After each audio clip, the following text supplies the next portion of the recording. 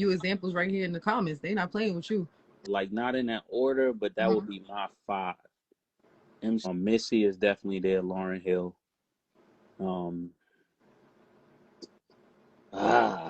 Foxy though. You know what I'm saying? Like Foxy. yeah, like to me it ain't nothing personal. Foxy is definitely in that 5. I MC Light ain't in my 5. I gotta put Fox definitely gotta be in that 5. So it's Little Kim, Foxy, Nicki. No, Lil Kim, Nicki. Little Kim, Nicki. Little Kim, Nicki. Foxy. Missy. Yeah. Missy, nigga. Missy Elliott. I fuck with Missy. Missy Elliott. Let me say it again. Missy. Missy's a superstar. When I think of her, I kind of think of her as being like almost like a female Dougie Fresh, only in the sense of like the creativity that's there and the versatility that's there. Somebody said Mase bye. Yo, it's other people that are good, but you talking about your top. Remember, sometimes people are good, but they didn't do enough work. Or they did great work, but somebody did greater work. We're not saying Eve didn't do great work. We're not saying Eve didn't have a run. We're saying that Foxy's run was to me, a little stronger. Like, it was a game changer for her and Kim to be the females that came out with the second aspect of things. You know what I'm saying? Like, women's first, and we don't want like it's not that Mia X ain't dope or Latifah or Moni Love or Roxanne Shante or Salt and Pepper. It depends on what you're going for. So what was that like being in the element of Kim and Fox? Like, was that in a weird placement?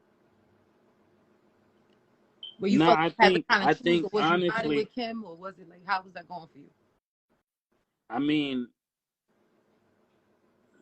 I think like Fox was amazing. I think like certain I don't even want to get into that, but I think Inga is amazing. You know what I'm saying? I even know like sometimes we got in different conversations and things didn't go right because we kind of like the same attitude at that time. You know what I'm saying? That's true. She's hot-headed. I'm even hotter mouthed about it. You know what I'm saying? So it's like, because when I wasn't going to church, I would think of the most disrespectful thing to say. So I know things ain't go the right way. But Inga is amazing. You know what I'm saying? I think she's top 5. Definitely. Who now in this generation, being that like Juelz is taking over, who are the artists that you listen to, or not even if you listen to them, but who are the artists that you think could go far? Because I feel like Juelz is kind of like, is getting pushed out just because of all the violent nature that's around it, even though it's not direct. Somebody just read my mind. Doja Cat. Like, I think right now. You know what that is funny about that? Because Remy just, I think Doja is the best one right now. Remy just went on Drink Champs and said that she doesn't consider her a rapper. She thinks she's a great artist. She has great showmanship, things like that, but she wouldn't consider her a rapper. So do you consider her a rapper? I ain't gonna say nothing about that. And Remy is Remy and Papoose will jump on me. Remy dead nice. Remy gonna say, you didn't put me in the top of the... Now Remy is up there. Yo, Mase, take us back a little bit. Because you and Jadakiss, y'all traded bars, right? At one time, y'all battled each other or something like that? Yeah, it was a cipher. It got heated. It got heated? I mean, they were spitting, I was spitting. It's just, you know. But Kiss, he definitely respected your pen. You know, he let it be known. But he said, me and Kiss was sparring. I mean, we were sparring every day up in Yonkers. I think I think those early days, why would always put us not against each other, but in Yonkers, if we could have had some of those ciphers recorded, like Genovese, Casino, Kiss, Styles P, X, Sheik Luch, like all of us was in there rapping at the same time. That's Now that crazy. I look back at it, like, yo, we was all there at the same time rapping. Like X would come in with his dog and go back out, God bless. But the rest of us was just there all day, just rapping, just coming up with bars, just coming up with hooks and everything.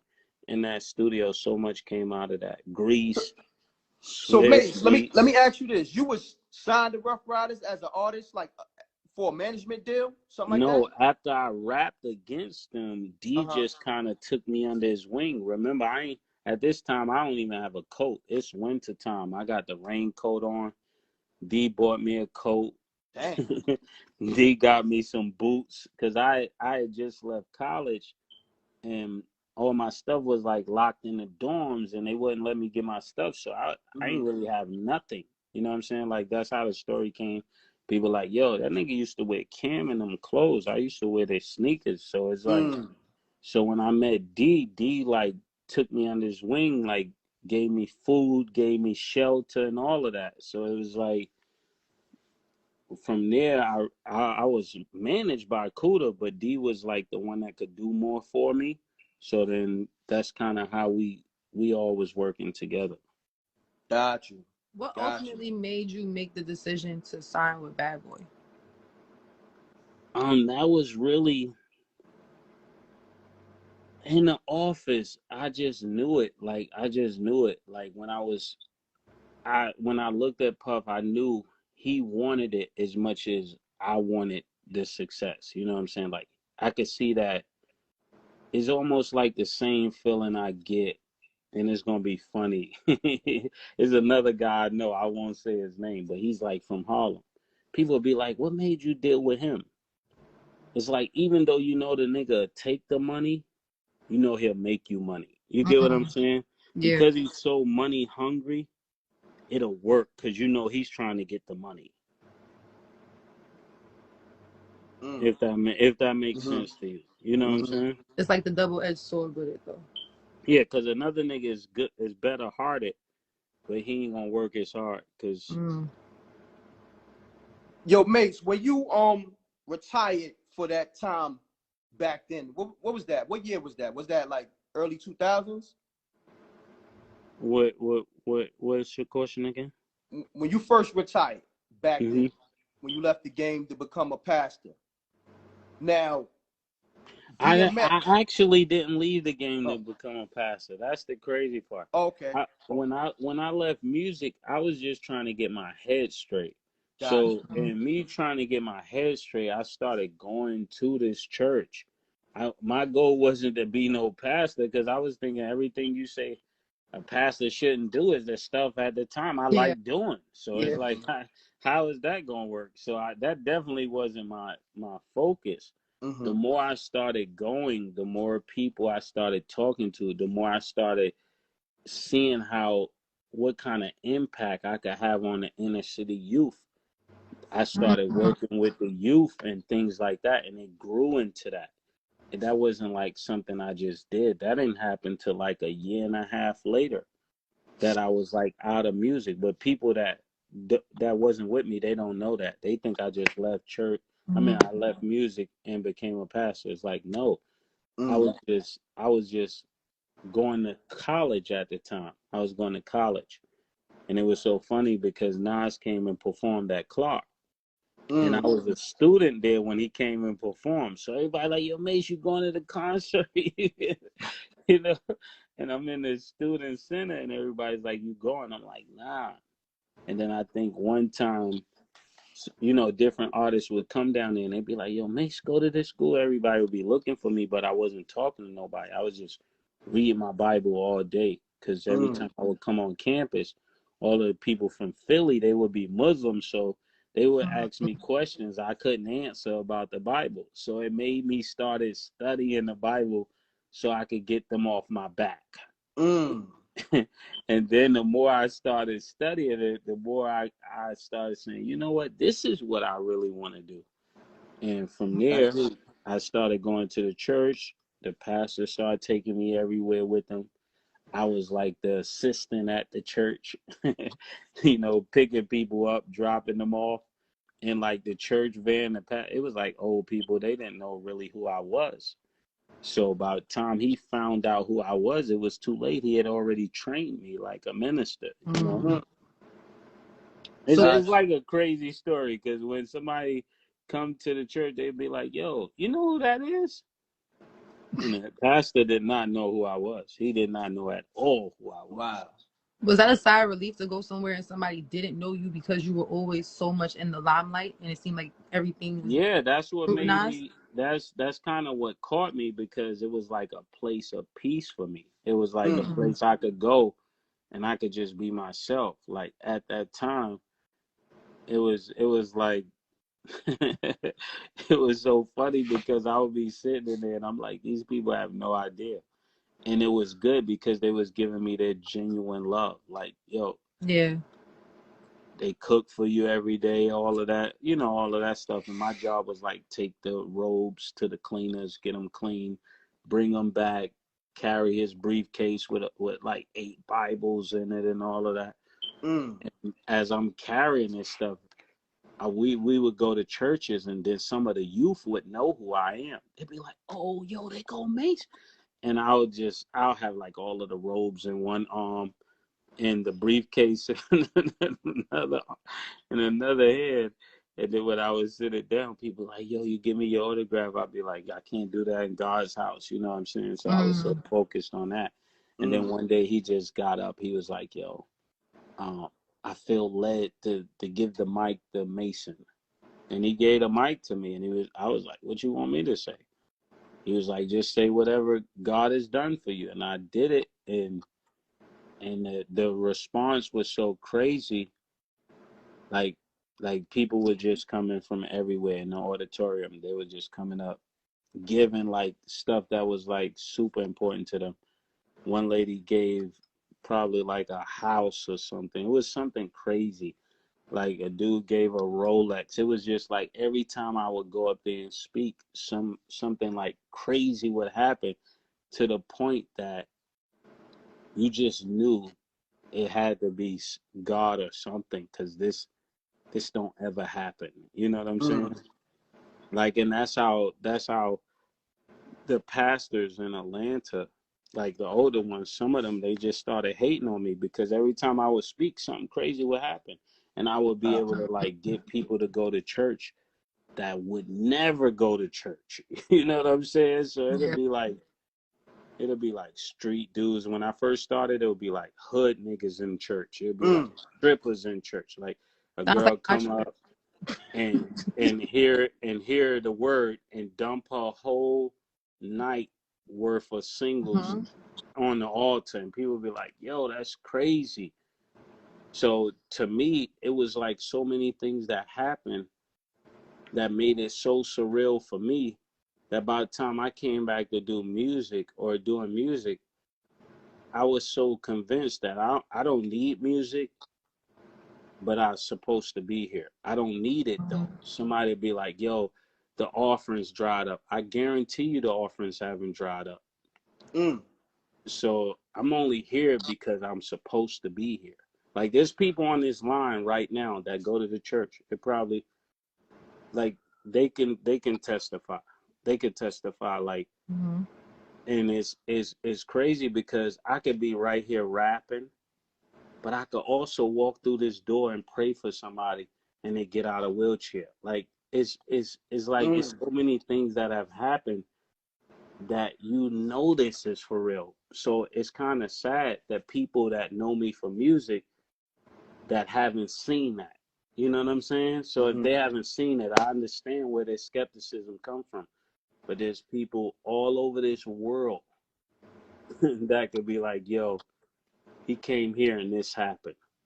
Or a pastor that could say, you know what, he prayed for my wife. Her ear opened up. She couldn't hear.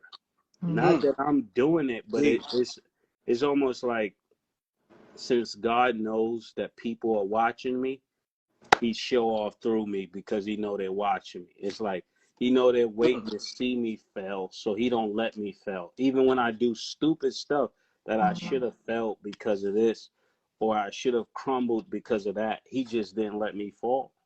You know what I'm saying? So my confidence is through the roof. About That's to make the deep. church kid in me come out. Because I was Yo, raised in Mase, church. This being true. that, you know, you was real spiritual with it, you know what I mean, at that time. And DMX, he had his own spiritual journey. Y'all I never gave had DMX sidebar. his Bible. I gave DMX his Bible and in front of Justin's one day. He always used to tell that story. Word? Yeah. Like when I wasn't doing music, he was like red hot on fire. And I remember walking up to him and I was like, I was kind of scared. I was like, because I had just got into church and I just felt like God was telling me, give him this Bible. He's going to need this Bible. Mm. And it was in my car and I'm thinking, I'm not going back there and giving DMX no Bible. And everybody is standing in front of the Justins and they already looking at me crazy because this nigga quit music, you know? Mm-hmm. And everybody's standing out there. And I just went to the car, came back. I was like, man, I'm supposed to give you this. And what he said? He said, thank you. Mm. And this is before DMX was like really deep into the spiritual thing. Yeah. And Wow. also when X was in when we started a church in Phoenix, Arizona, we went to the prison where he was at and he came out of jail and came straight to the church. So me and X always had a different like dialogue. I can't even say relationship, Mm-hmm. but a different dialogue. Mm. I kind of want to switch it up a little bit because they say in back of every strong man, there's a woman. So Yeah. my question to you is, when did you meet your wife and what was the transition that you ended up making? Or when did you kind of realize like she's on the same accord as me? We understand each other. Like she supports everything I'm doing. Now this gonna sound player, but I'm not being a player. Like really, I just knew that I couldn't lose her. You know what I'm saying? For me, that was the most important thing because growing up, I was always in situations where things constantly change, and maybe that's why I could do the things that I'm doing today because my childhood was always we're here, then we're there, then we're living here, then we're living there, you know. So when for me, what solidified it for me with her was that I knew I couldn't lose her. Mm. Were there any times that Agreed. you felt that you were gonna lose her? I mean, I went through I almost went through a divorce, but when we went to the court, the judge said we didn't have enough information to be divorced. Wow. Wow, So that's different. he wouldn't push it through. So it's like for 3 years I didn't really see her. For 3 years she didn't really see me. And Dang. then I think I was living in Miami. I was living my best life.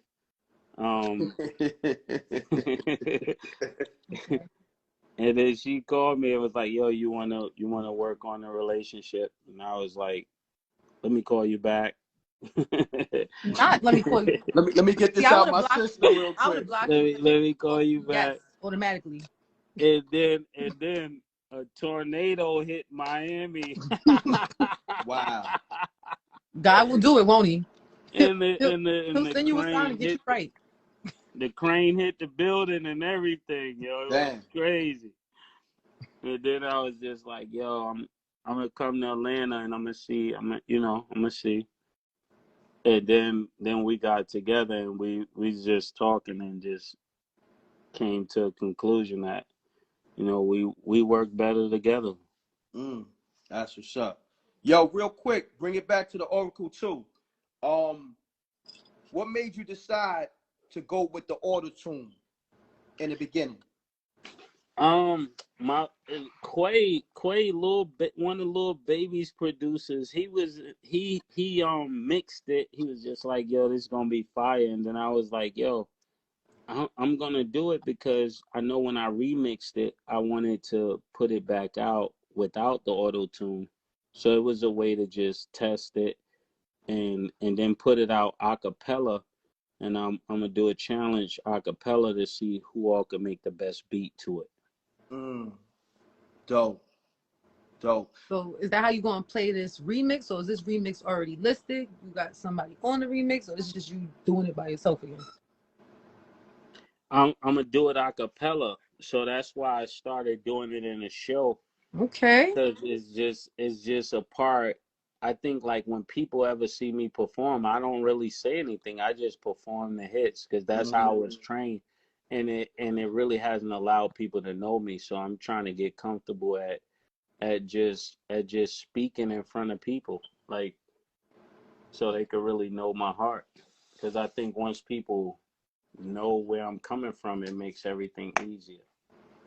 Yo, when you performed Oracle 2 last weekend in Atlantic City and you did it a cappella, it almost felt like you was giving a sermon, but still spitting those bars. How you felt when you... At first, I wasn't gonna do the record because Slim from 112, he was telling me don't do the record. He was like, "Man, don't do the record." Why do And you I feel was he was telling just, you not to do it? huh? Why do you feel he was telling you not to do it? Because it was gonna put everybody in a bad situation. Because the way probably he thinking Puff thinks, if he's up there performing with me and then I do this record, it's gonna look like we're all against him when everybody wasn't against him. It was just something Mase said. So they wasn't responsible. He was like, "Yo, please don't do this." And I was like, "Yo, Slim, I wanna follow what you said, but I gotta follow what God said." Isn't there like only 2 original members right now in 112 left? Nah, but I was trying to be respectful because, 112 gave me my shot. That was who really gave me my shot. Like people say, I mean, Puff had to okay it, but it was really, That was their record. it was their record that they like, you got this new guy, you're gonna put him on the record. Like, yeah, we're gonna put him after Biggie too. Yo, you know what's so We crazy? already got Biggie on it. Why put him on it?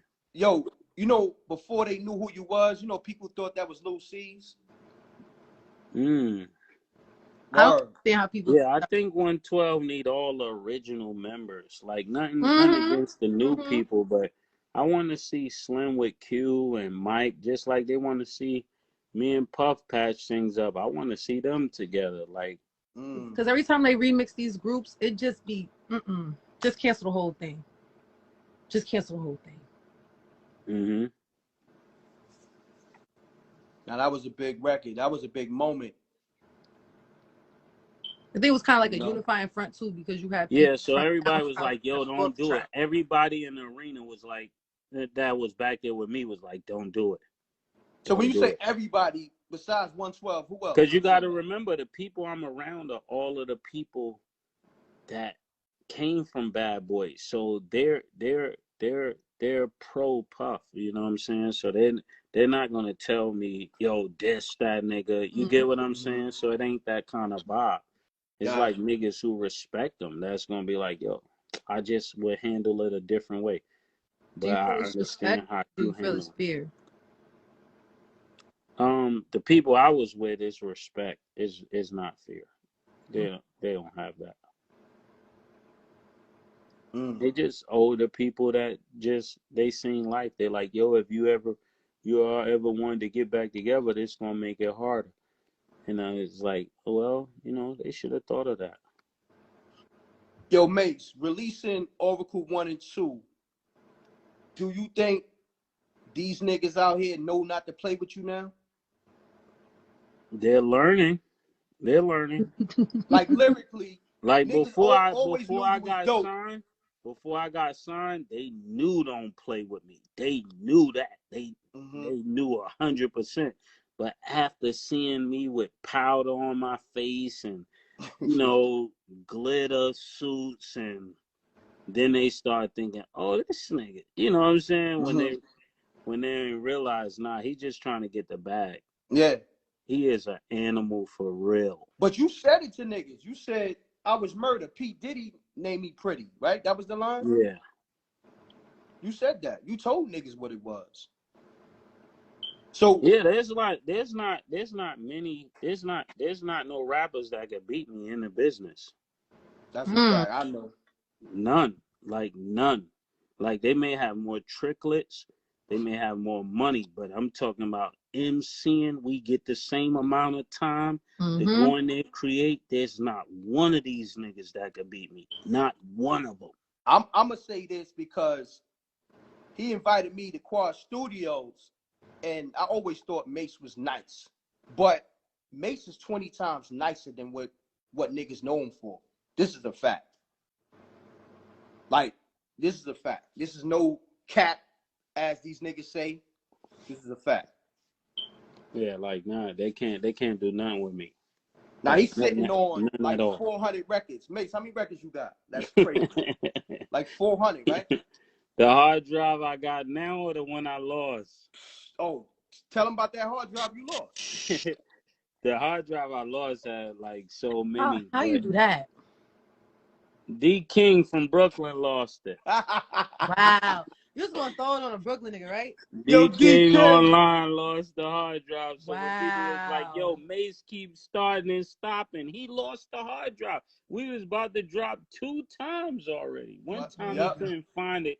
The next time he left it in the safe in the hotel. Crazy.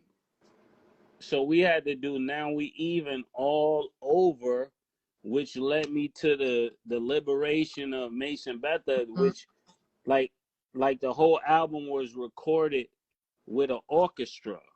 Like It's like we've done so much stuff that I'm like, yo, D, just give me the hard drive, man. And so he's supposed to be meeting me, bringing me the hard drive. We have one.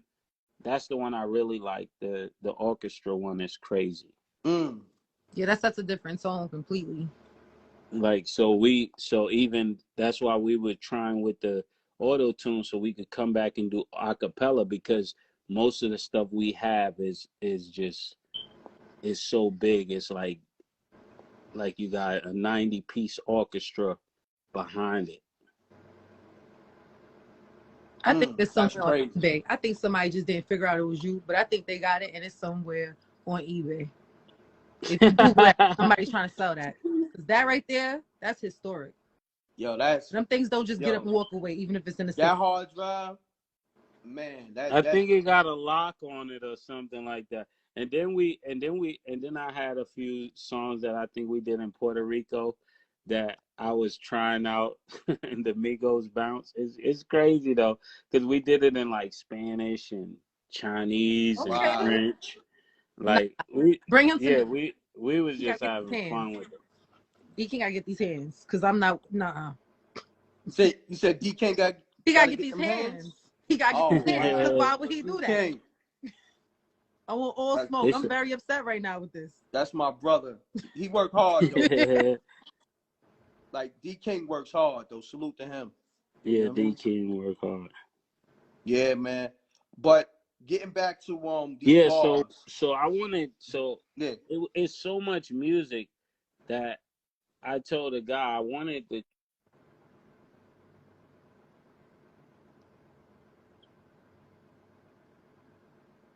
Oh, come on with the Instagram service. Come on now. Yo, mate, this was just getting good. Yeah, definitely save this live. Save this live. You can hear me. Somebody called them. I'm going to text them. Save this live? Yeah, save it. Save the live. Spooky. What does the time say on top of the thing with the live, too? There's no time yet.